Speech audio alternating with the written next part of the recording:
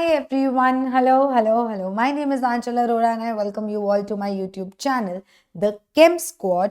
और हम लोग आज कंटिन्यू करेंगे केमिकल इक्विलिब्रियम की कहानी को। लास्ट क्लास में हमने काफ़ी कुछ बातें कर ली थी, जिनमें से एक मेन बात ये भी थी कि Kp और Kc का हम रिलेशन निकाल चुके थे, जहाँ पे Kp is equal to Kc into RT raise to the power delta Ng था, वे डेल्टा Ng डिफरेंस था किसका?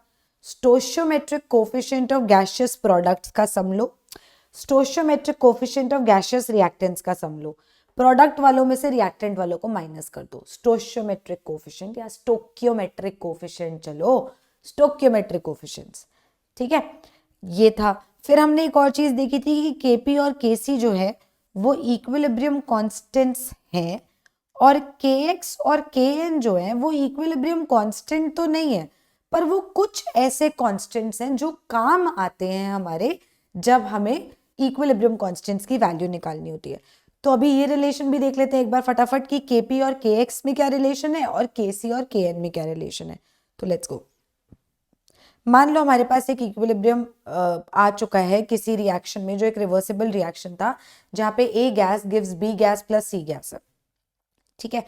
केएक्स और केपी का रिलेशन निकालना है हमें। थोड़ा सा बैकग्राउंड में जाना पड़ेगा, थोड़ा सा Dalton's law of partial pressure की गेम खेलनी पड़ेगी, और थोड़ा सा ये सब समझना पड़ेगा कि क्या चलता है। सुनो, पहले तो पार्शियल प्रेशर क्या है।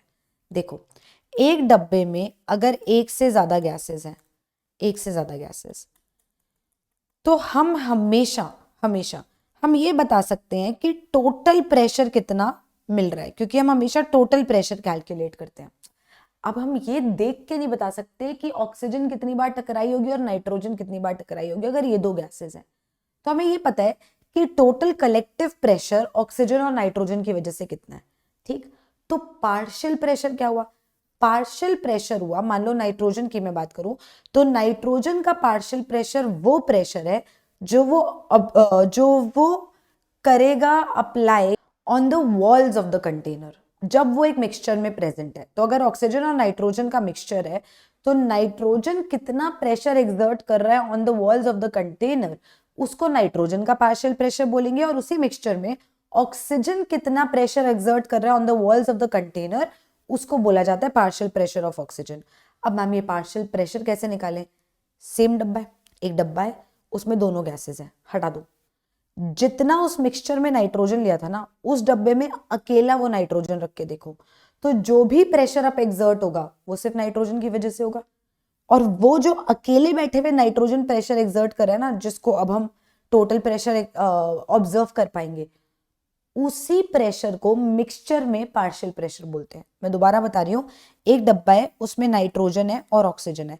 मान लो ये 2 लीटर का डब्बा है, बंद डब्बा, इसमें कुछ प्रेशर आएगा जो पी टोटल होगा। अब हमें इंडिविजुअल नहीं पता, इंडिविजुअल कैसे आएगा? इस मिक्सचर को निकालो और दोबारा सेम 2 लीटर वाले डब्बे में सिर्फ नाइट्रोजन रख दो, उतनी ही जितनी यहां थी। अब जो ये प्रेशर एक्सर्ट करेगा वो हम ऑब्जर्व कर सकते हैं, क्योंकि हम टोटल प्रेशर निकाल सकते हैं। ये प्रेशर ऑफ नाइट्रोजन होगा। ये जितना प्रेशर अकेले एक्सर्ट कर पा रहा है ना, उतना ही मिक्सचर में भी करेगा, क्योंकि हम इनको आइडियल गैसेस कंसीडर करते हैं। तो the pressure exerted by a particular gas on the walls of the container when present in a mixture is called the partial pressure of that gas, ठीक। और Dalton's law of partial pressure कहता है, जो हमने पहले पढ़ा हुआ है, कि प्रेशर जो होता है of a particular gas is equal to total pressure into mole fraction of that gas. ये होता है Dalton's law of partial pressure से आता है, ठीक है जी। तो अब मैं हर किसी का partial pressure in terms of उसका मोल फ्रैक्शन निकालने वाली हूं। तो partial pressure of B in that equilibrium mixture क्या हो जाएगा? Total pressure into mole fraction of B. Partial pressure of C कितना हो जाएगा? Total pressure into mole fraction of C. तो अब Kp ratio of partial pressures होता है, तो partial pressure of B raise to the power उसका stoichiometric coefficient into partial pressure of C raise to the power उसका stoichiometric coefficient divided by partial pressure of A raise to the power उसका stoichiometric coefficient. Substitute करो यार values. P total into mole fraction of B raise to the power 1, P total into mole fraction of C raise to the power 1, P total into mole fraction of A raise to the power 1। P total इधर उधर कर दो, क्या हो जाएगा ये, mole fraction of B into mole fraction of C upon mole fraction of A into P total 1 + 1 - 1, ये हो जाएगा केपी। ये मोल फ्रैक्शन का रेशियो क्या है, के एक्स ही तो है। तो एक्चुअली आया क्या, K P is equal to K X into total pressure raise to the power what, stoichiometric coefficient of gaseous products का sum minus stoichiometric coefficient of gaseous reactant. तो K X into P total raise to the power delta N G. आ गया relation, K P is equal to K X into P total raise to the power delta N G. ये आ जाएगा हमारा relationship between के x and के P, where के x is not an equilibrium constant but के P is. इसी तरीके से अगर मैं के सी और के एन का रिलेशनशिप निकालना चाहूँ फॉर द सेम इक्वेशन, तो कैसे निकालेंगे, कॉन्सेंट्रेशन क्या होता है, मोलारिटी, और मोलारिटी क्या होता है, number of moles of solute upon volume. Total volume होगा गैस के लिए तो वॉल्यूम सबका एक ही होगा ना, ये जो डब्बे का वॉल्यूम होगा यही सबके लिए होगा। तो मैं लिख सकती हूँ कि concentration of A at equilibrium would be equal to number of moles of A divided by total volume. Concentration of B at equilibrium would be equal to number of moles of B divided by total volume, and concentration of C at equilibrium would be equal to number of moles of C divided by total volume. That implies Kc कितना हो जाएगा, concentration of B raised to the power उसका stoichiometric coefficient, concentration of C raised to the power उसका stoichiometric coefficient upon concentration of A raised to the power उसका stoichiometric coefficient, है ना। ठीक है, तो Kc is equal to number of moles of B upon V total raised to the power stoichiometric coefficient, number of moles of C, सबकी मैंने concentrations की values को सब्सटीट्यूट कर दिया। तो क्या दिख रहा है मुझे यहाँ पे, Kc is equal to NB into NC upon NA, V या 1/V कर दूं, चलो 1/V कर देते हैं, 1/V raise to the power 1 + 1 - 1, ये हो जाएगा, ये हो जाएगा। तो क्या आ जाएगा, Kc is equal to Kn upon V raise to the power stoichiometric coefficient of gaseous products minus stoichiometric coefficient of gaseous reactants, stoichiometric coefficient of gaseous products minus stoichiometric coefficient of gaseous reactants। तो अपने पास ना कुछ relationships आ गए, क्या आया, Kp is equal to Kc into R T raise to the power delta N G, Kp is equal to Kx into total pressure raise to the power delta N G, और Kc is equal to Kn into total volume raise to the power minus delta N G. ये denominator था तो मैं ऊपर minus ले गई, ठीक है जी। ये कुछ आ गए, किसी एक पर्टिकुलर रिएक्शन के लिए देखें, Na या N1 कर देते हैं, N1A गैस और N2B गैस दे रहा है। ये रिएक्शन जो है ये रिवर्सिबल है, रिवर्सिबल है तो इवेंचुअली इक्विलिब्रियम आएगा। तो यहाँ पे Kp is equal to Kc into R T raise to the power क्या हो जाएगा, stoichiometric coefficient of gaseous products minus stoichiometric coefficient of gaseous reactants into minus N1। यहाँ पे Kp in terms of Kx कितना हो जाएगा, Kx into P total raised to the power stoichiometric coefficient of gaseous products minus stoichiometric coefficient of gaseous reactants, and Kc निकालेंगे तो वो हो जाएगा Kn into V total minus stoichiometric coefficient of gaseous product minus stoichiometric coefficient of gaseous reactants। ये काम आएंगे आगे जब हम क्वेश्चंस करेंगे, अभी इसी वीडियो में आगे करेंगे तो वील सी दैट। थोड़ी सी और पहले बातें सीख लेते हैं, algebraic operations on equilibrium constants. अगर मैंने रिएक्शन को रिवर्स किया तो इक्विलिब्रियम कांस्टेंट की सेहत पे क्या फर्क पड़ेगा वो सीखेंगे पहले। तो देखो फॉर एग्जांपल कुछ भी एक रिएक्शन ले लो, A gas gives 2B gas, मान लो ये रिएक्शन है और ये रिवर्सिबल है तो इवेंचुअली इक्विलिब्रियम आएगा ही आएगा। इसके लिए इक्विलिब्रियम कांस्टेंट क्या होगा, concentration of B raise to the power उसका stoichiometric coefficient upon concentration of A raise to the power उसका स्टोइकियोमेट्रिक कोएफिशिएंट। अगर मैंने इस रिएक्शन को रिवर्स कर दिया, इस बात का मतलब क्या है, अभी ये रिएक्शन ऐसे लिखा है, इस बात का ये मतलब है कि जब मैंने शुरू किया तो मैंने A से शुरू किया और फिर B बना, फिर रिएक्शन रिवर्सिबल हुआ, इवेंचुअली इक्विलिब्रियम आ गया। अगर मैं रिएक्शन रिवर्स कर रही हूँ मतलब मैं B से शुरू कर रही हूँ और वो A बना रहे हैं और फिर वापस रिएक्शन रिवर्सिबल हो रहा है और वो सब। अब इस गेम के लिए इक्विलिब्रियम कांस्टेंट कितना हो जाएगा, कॉन्सेंट्रेशन ऑफ प्रोडक्ट, अब ये प्रोडक्ट है ना, रेज टू द पावर उसका stoichiometric coefficient upon concentration of reactant raise to the power उसका स्टोइकियोमेट्रिक कोफिशिएंट। शक्ल देखो इन दोनों की, क्या फर्क है, केसी का रिवर्स ही तो है। तो अगर हम रिएक्शन को रिवर्स करेंगे ना तो केसी या इक्विलिब्रियम कांस्टेंट का इनवर्स हो जाएगा। रिएक्शन को रिवर्स करेंगे तो इक्विलिब्रियम कांस्टेंट का इनवर्स हो जाएगा। That is the first algebraic operation. अगला देखते हैं, अगर हम पूरी इक्वेशन को किसी नंबर से मल्टीप्लाई करते हैं, पूरी इक्वेशन को, इसी इक्वेशन को देखते हैं, ए गैस गिव्स 2b गैस है, क्योंकि हमें इसका केसी ऑलरेडी निकाल चुके हैं ना, concentration of B raised to the power उसका stoichiometric coefficient upon concentration of A raised to the power उसका stoichiometric coefficient। अब किस नंबर से मल्टीप्लाई करें, किसी से भी कर दो, 5 से कर दो, चलो 5A gas gives 5 2s are 10, 10B gas हो जाएगा। इस रिएक्शन के लिए इक्विलिब्रियम कांस्टेंट क्या आएगा, concentration of B raised to the power उसका stoichiometric coefficient upon concentration of A raise to the power उसका स्टोइकियोमेट्रिक कोफिशिएंट। थोड़ा सा इसके टर्म्स में लिखने की कोशिश करें। क्या मैं इस चीज को ऐसे लिख सकती हूँ कि कॉन्सेंट्रेशन ऑफ बी का स्क्वायर अपॉन कॉन्सेंट्रेशन ऑफ ए, इस पूरी चीज का रेज टू द पावर 5 कर दिया है, तो ये 10 हो जाएगा और ये 5 हो जाएगा। तो मैं इसको लिख सकती हूँ केसी की पावर 5। तो देखो आपने जिस नंबर से मल्टीप्लाई किया वो इक्विलिब्रियम कांस्टेंट की पावर में आ गया। तो जब हम रिएक्शन को किसी नंबर से मल्टीप्लाई करते हैं तो तब इक्विलिब्रियम कांस्टेंट की पावर में आ जाता है। ठीक है जी।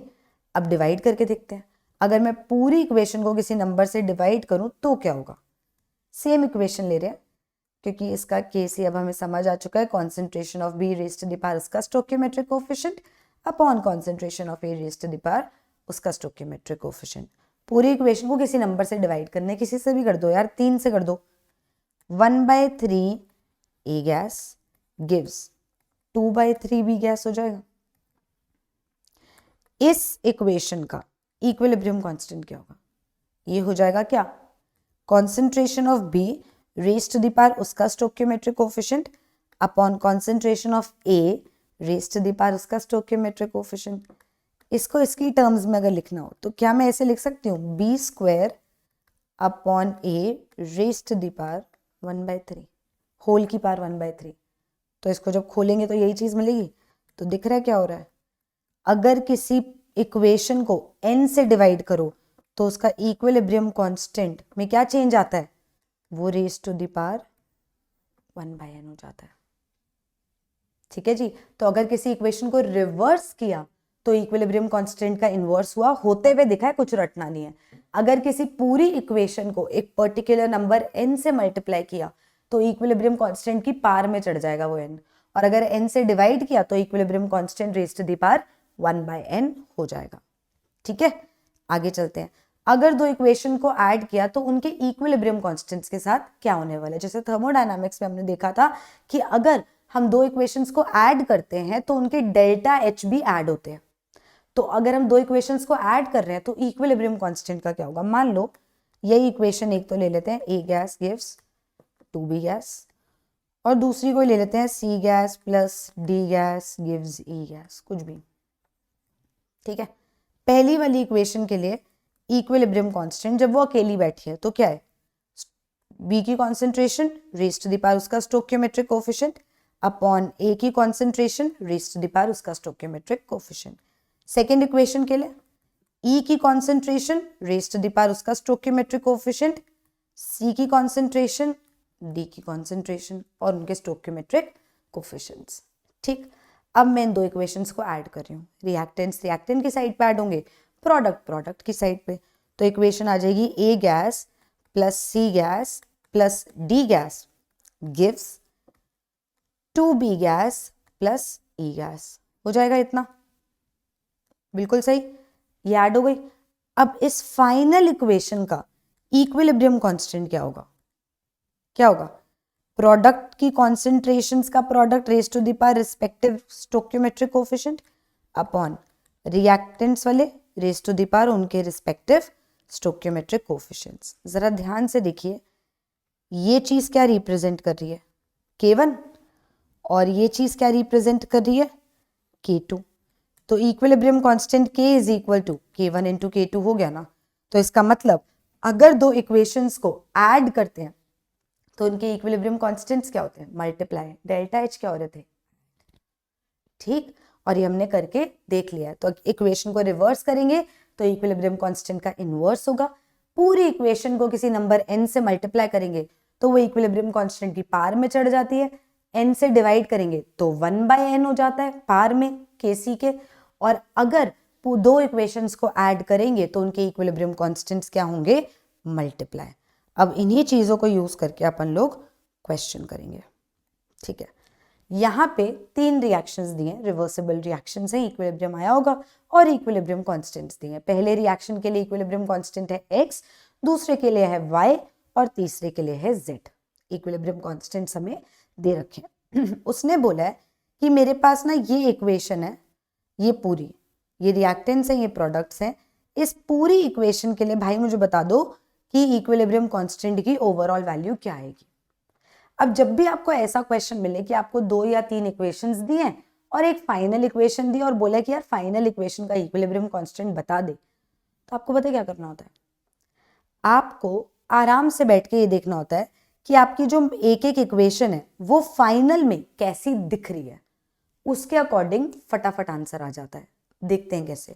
जैसे अगर मैं फर्स्ट इक्वेशन देखूं, फर्स्ट इक्वेशन है A gas gives 2B gas plus C gas.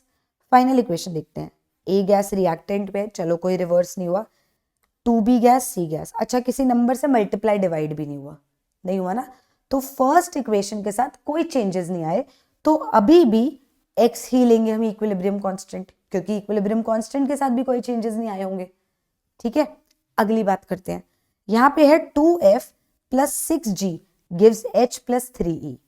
F और G रिएक्टेंट पे, H और E प्रोडक्ट पे है। देखते हैं, F और G रिएक्टेंट पे है, चलो ठीक है, तो कुछ रिवर्स नहीं करना है, H और E प्रोडक्ट पे है। उसके अलावा गेम ये है कि यहाँ पे 2F था, यहाँ कितना F है, 1/2F।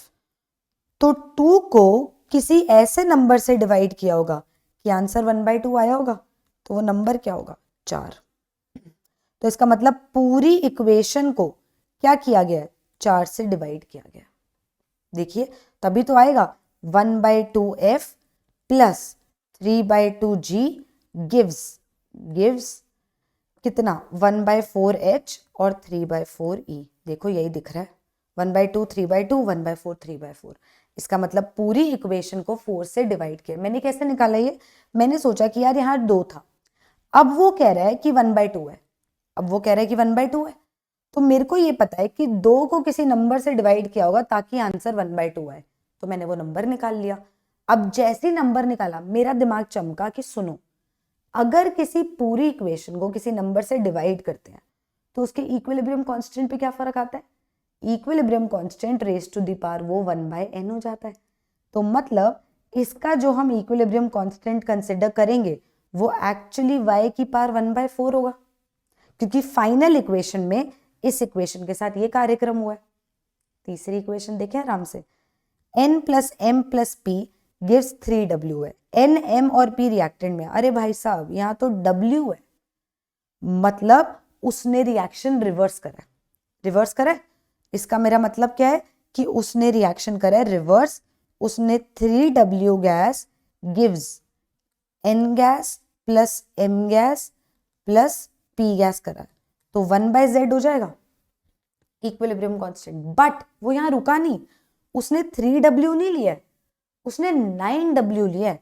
मतलब उसने इस पूरी इक्वेशन को 3 से मल्टीप्लाई भी किया है। तो इक्वेशन रिवर्स होने की वजह से इक्विलिब्रियम कांस्टेंट का इनवर्स आया और पूरी इक्वेशन को 3 से मल्टीप्लाई किया है, तो वो इक्विलिब्रियम कांस्टेंट की पावर में आएगी। तो 1/z की पावर 3 वुड बी इसका इक्विलिब्रियम कांस्टेंट नया, और फिर उसने ऐड कर दिया। और अगर चीजें ऐड होती हैं तो इक्विलिब्रियम कांस्टेंट क्या होते हैं, मल्टीप्लाई। तो k is equal to k1 which is x into k dash into k double dash. x का तो x ही रहा क्योंकि इक्वेशन के साथ कोई छेड़खानी नहीं हुई, ना रिवर्स किया, ना किसी चीज से मल्टीप्लाई किया, ना डिवाइड। y वाले का क्या हुआ, रिवर्स नहीं किया तो y ही रहा, बट पूरी इक्वेशन को 4 से डिवाइड किया है तो y की पावर आ जाएगी 1/4। और यहां पे क्या हुआ था, रिवर्स भी किया था तो 1/z हो गया था, और पूरी इक्वेशन को 3 से मल्टीप्लाई किया था तो x y 1/4 upon z cube is the new equilibrium constant का एक्सप्रेशन। ठीक है जी। तो जब भी ऐसा क्वेश्चन है जिसमें वो 3-4 इक्वेशंस दे, 3-4 रिवर्सिबल रिएक्शंस दे और आपको बोले फाइनल रिएक्शन जो मैं लिख रहा हूं या लिख रही हूं उसका क्या इक्वेशन बनेगी, बस इतना क्वेश्चन आएगा। तो आपको ये देखना है कि आपकी इंडिविजुअल इक्वेशंस का उन फाइनल रिएक्शन में क्या खेल हुआ है, उसको रिवर्स करा नहीं करा, उसको किसी नंबर से मल्टीप्लाई तो नहीं कर दिया, उसको किसी नंबर से डिवाइड तो नहीं कर दिया, और अगर रिवर्स करा है तो के इक्विलिब्रियम फटाफट इनवर्स कर देना, 2 से मल्टीप्लाई करा है तो रेज टू द पावर 2, 2 से डिवाइड करा है तो रेज टू द पावर 1/2, ऐसे सोचना है। और फिर जब उसने ऐड करा ही है तो अपन को पता है इक्विलिब्रियम कांस्टेंट्स मल्टीप्लाई होंगे। ठीक है जी, तो ऐसे ये सॉल्व हो जाएगा। आओ और क्वेश्चन देखें।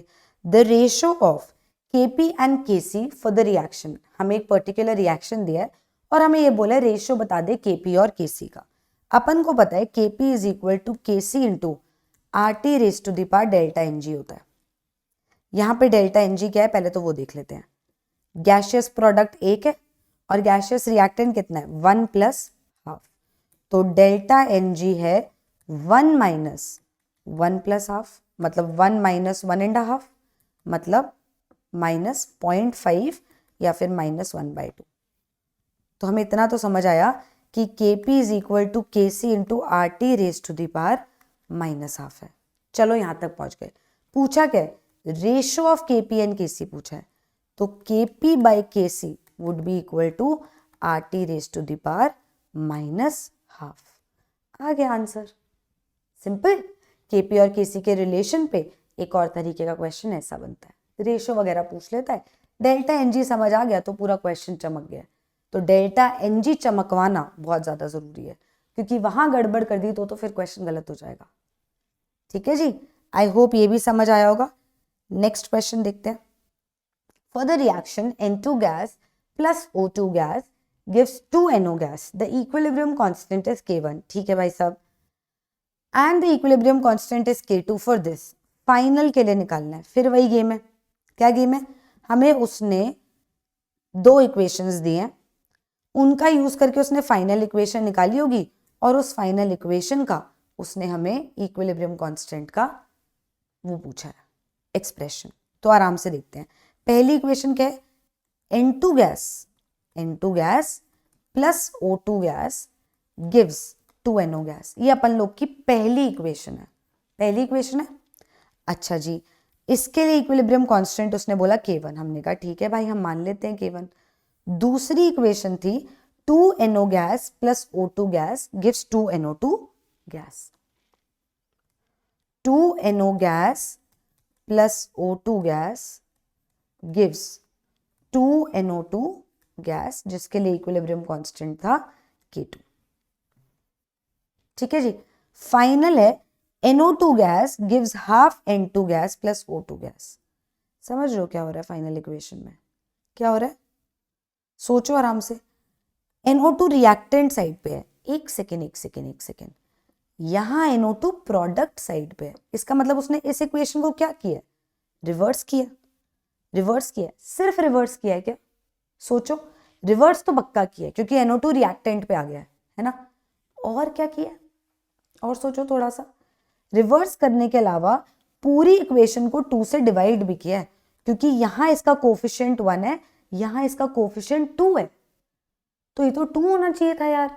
इसका मतलब पूरी इक्वेशन को 2 से डिवाइड भी किया है।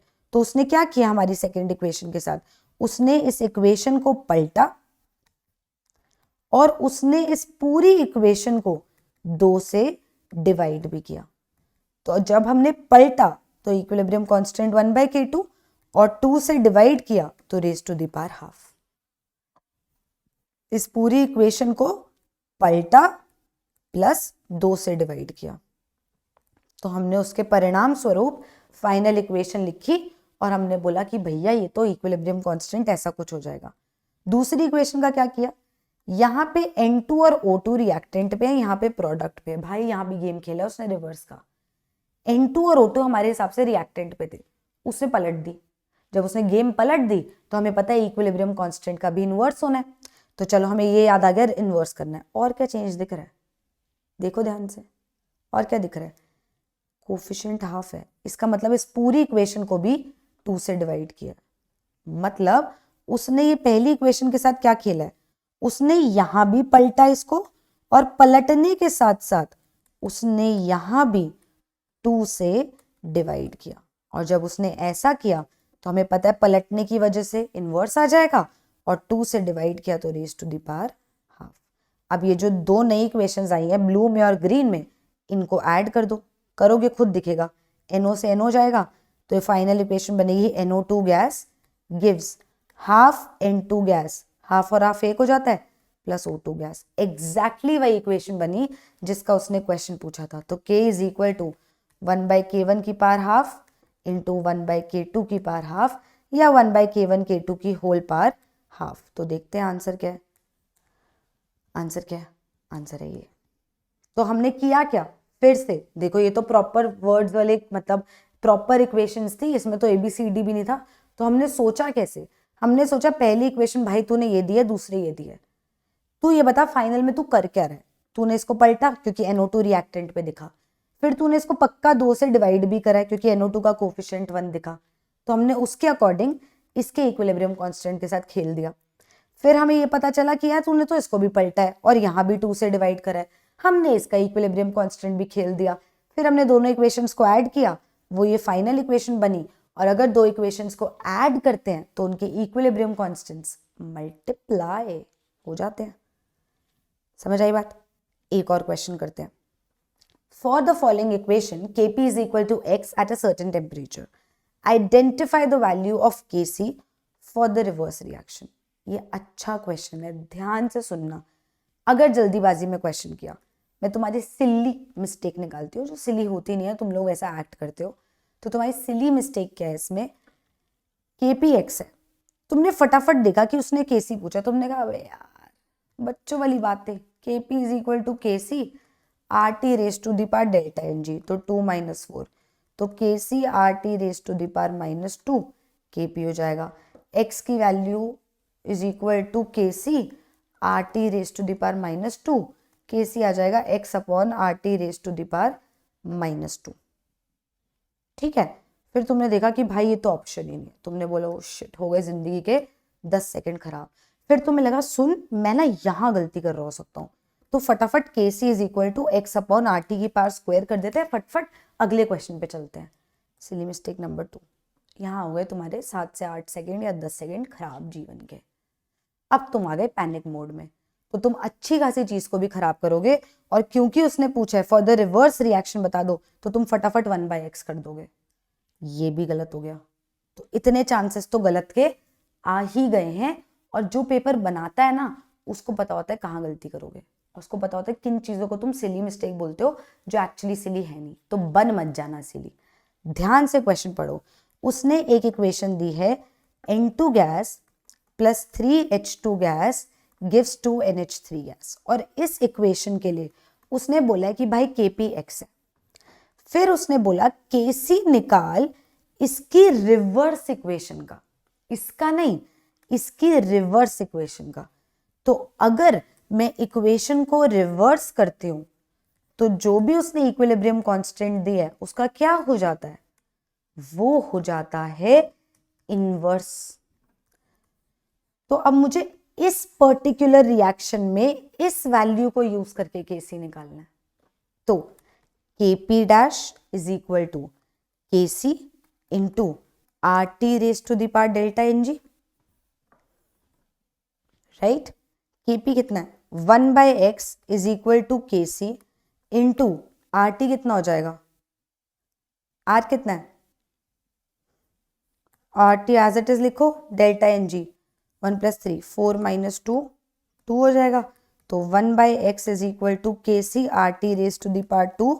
जब हम इसको सॉल्व करेंगे तो Kc कितना आ जाएगा, Kc आ जाएगा 1/x नीचे आ जाएगा RT²। तो ये आ जाएगा आंसर इज ऑप्शन डी। बात समझ आई?